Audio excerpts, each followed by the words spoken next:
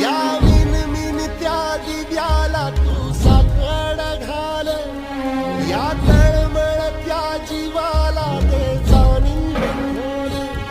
हे धग धगत्या इखाराला माईची ओल, या रखरखत्या भुईला ते घामाचं मोल.